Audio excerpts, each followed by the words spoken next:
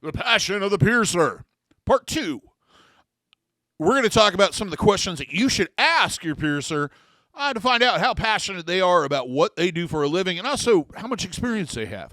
Coming up next on Body Piercing Basics, episode number 122. So you might want to stick around.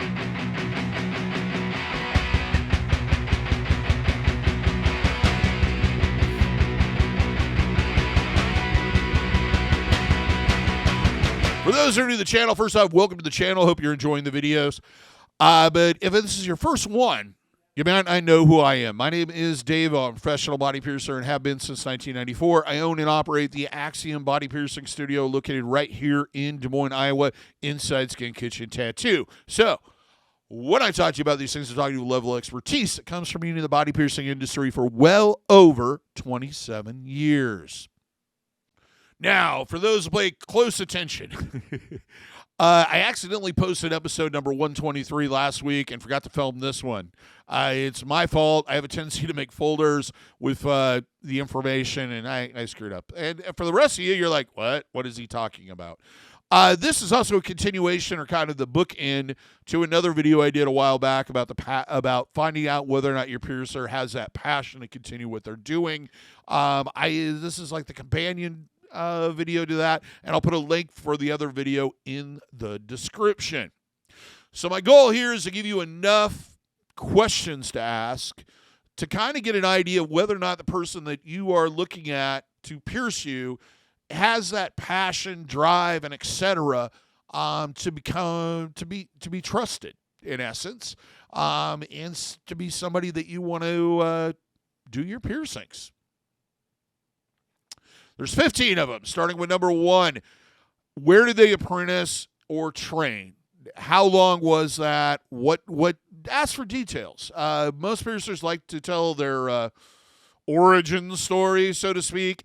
Talk to them about where they apprenticed, who they apprenticed with, what that experience was like, etc. And if they've taken additional courses, they're going to be happy to share that with you too. Any type of affiliations or any other testing or anything else they've done, they're generally pretty happy about what they've achieved in their lives. Number 2, how long have they been piercing?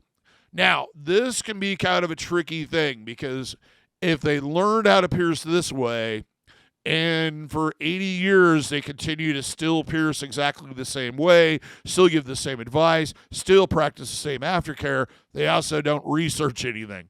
So this could be, or they've learned bad habits and they just continue to do those. So the number of years they've been piercing doesn't always necessarily say that they are expert and they're skilled at what they do. Also, it could be a situation where this is a sideline for them. So be careful with this one, but it's a good number to kind of get an idea of how long they've been around and whether or not they've stuck with it. Ask them where they pierced at. Now, this is a interesting one because usually if somebody's jumped around and had a lot of employment in a lot of different places, it means generally one of two things. The first one, the one positive thing it could mean is they've traveled around and they've worked under other piercers to get an idea or understanding of how they do their work, and they've learned new stuff and they've progressed their art that way. The other version is they just can't cut it. They either get tired of doing it and burned out, stop doing it, and go to another place, or they are basically asked to leave and hand in their smock. And they gather up their stapler and everything else and walk out the door with their heads held low. Then they find somebody else that's willing to hire them. So talk to them about where they pierced at in the past. Usually long stints in certain places is a good sign, especially if it's in the same town. If it's 8 different places in the same city, it might be somebody that doesn't have the passion, doesn't really know what they're doing, or the expertise that you need as a client. The next one kind of falls into that same thing. How long have they been with the studio they currently work at? Now, it could be that they just moved back home. You know, they went out there in the wild and learned how to pierce, and now they're back in their hometown doing what they love to do. But it's a good kind of thing to ask because you want somebody that, you know, especially piercings like nipple piercings that take almost a year to heal, that's definitely going to be there through the whole process if you need support. So you kind of want that stability. If they've just recently moved to the area, ask how long they were at their last studio. How long did they work there before moving here? Number 5, this is a fun one. Ask them how they got into piercing. Some people will tell some very interesting stories. Can usually, most places or most cases, can involve some very colorful people and situations. So ask them how they got into it, whether or not they were getting pierced before they started piercing, or, I was working as a tattoo artist, and all these people kept coming in and asking, and I ordered some videos, did this online course, and yep. So what did you want done? See what I mean? Number 6, this is something we like to brag about. How do they sterilize their equipment and their jewelry? Do they use an autoclave, of course? What is an autoclave? I'm going to do a video on that. Hopefully here in the future we'll talk a little bit more about that. I just got a brand new one recently, so that's kind of fun and expensive. But how they handle contaminated items, etc., is very important in how passionate they are about stuff, because that's where the work comes in. That's where the homework happens. That's not the glamorous part of doing the piercing. That's the grunt work. So how do they go about that? What do they use? What tools? How often, etc.? Most of us will kind of go into a big explanation, and we have a policy and set of procedures set up for that to protect not only our clients, but ourselves. And it's my experience, people that lose their passion, lose interest in it, are usually, this is one of the first things they stop caring about. Number 7, what type or style of jewelry do they stock? This can go into a lot of different things. Do they stock modern jewelry? Do they stock lots of different designs? Is everything circular? Do they stock multiple sizes of curved barbells and straight barbells? Or do they just have one size to fit everybody? A lot of that comes down to money, comes down to investment. It comes into how invested they are in the business and how passionate they are about the business. One of the fun parts of my week is usually getting a new jewelry order and going through that and looking at all the new shiny objects and fun stuff I get to pierce with in the future. One of the frustrating parts is when I point to it in the case and people go, I don't know, that's kind of expensive and maybe I'll just go with this. Because I love using new jewelry and selling it. And watching that look on people's faces where maybe they have an old piece of jewelry or an old piercing and they're kind of bored with it, putting it in a brand new sparkling piece of jewelry and going, ooh, that's great. That's what I like to see. So jewelry is a huge part of piercing. If they're not excited about the stuff they stock, they're probably not that excited about piercing in general.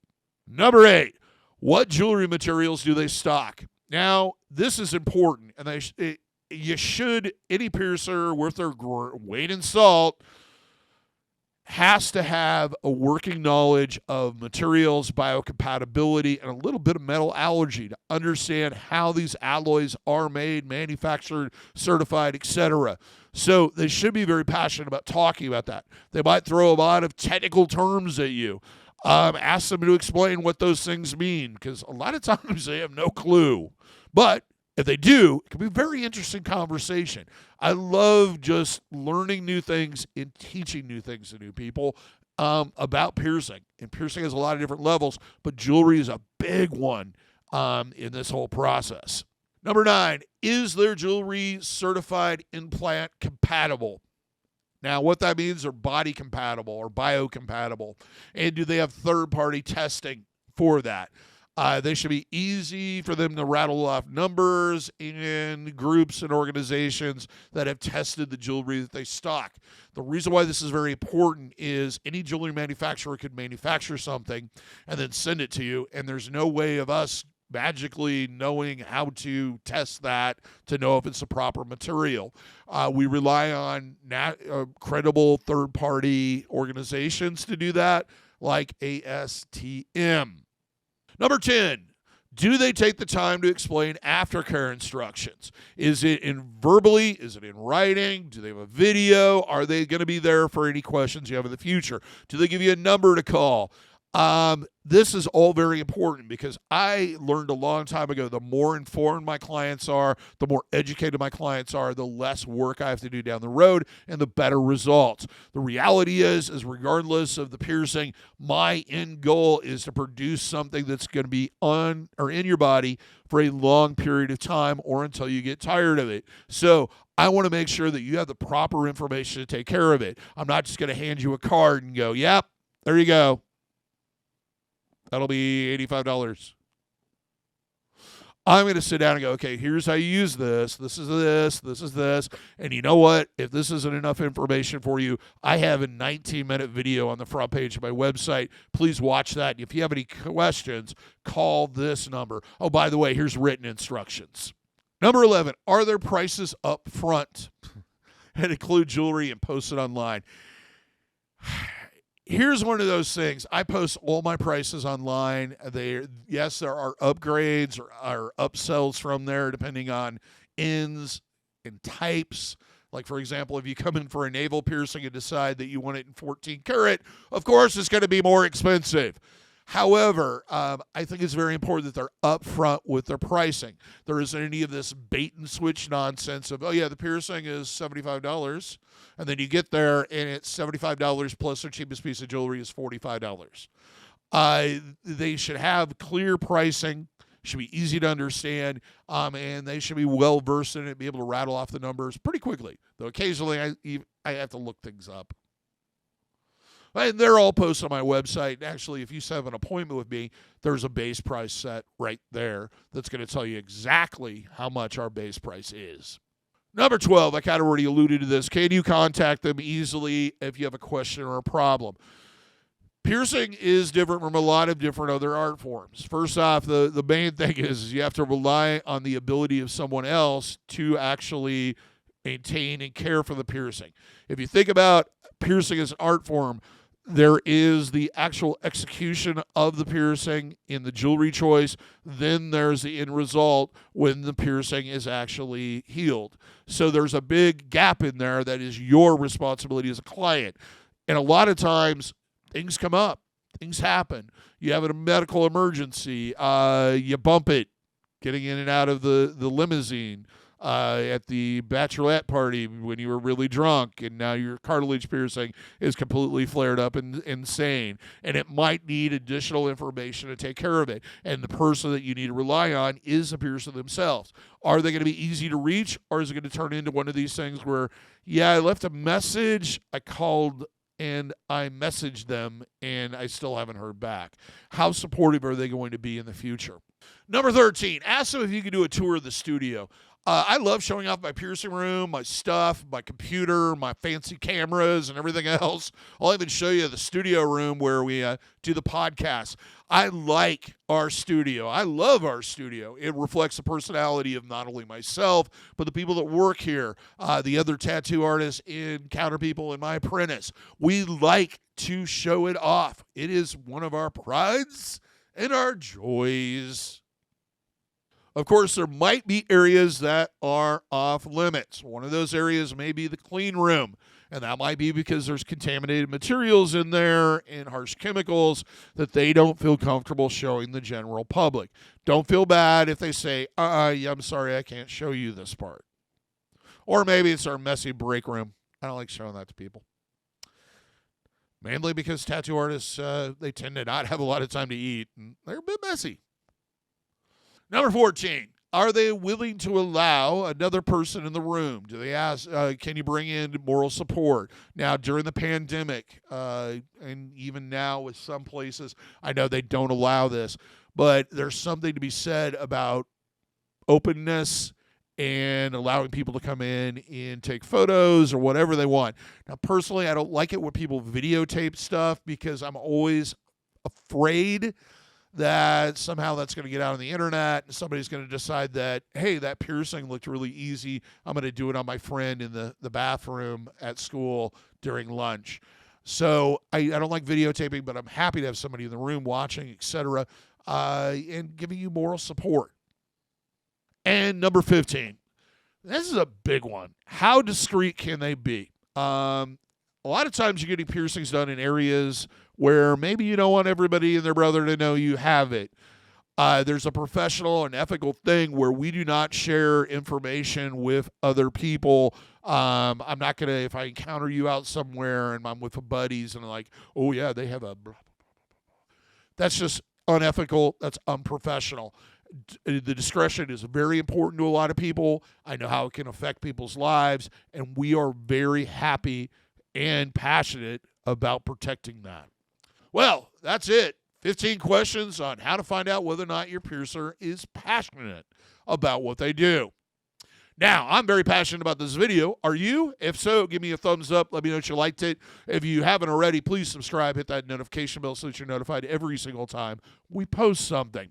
If you have another question to add or another topic to add, please leave a comment. If you had experience with piercers that were kind of a little shady on any of these subjects, please leave a comment. Also, if you just have a random question, I'll generally try to answer them when I have time. Also, check out our merch store. Link is in the description. Lots of different designs, lots of different t-shirts, lots of different products. But till next time, here's opening your piercing seal with ease and without a single issue. And if you're in the Des Moines, Iowa area, I hope to see you for your body piercing needs in the future. Have a good day, everybody. Thank you for watching. Take care. And check out one of these other videos. You never know. You might like them. Might be passionate about it.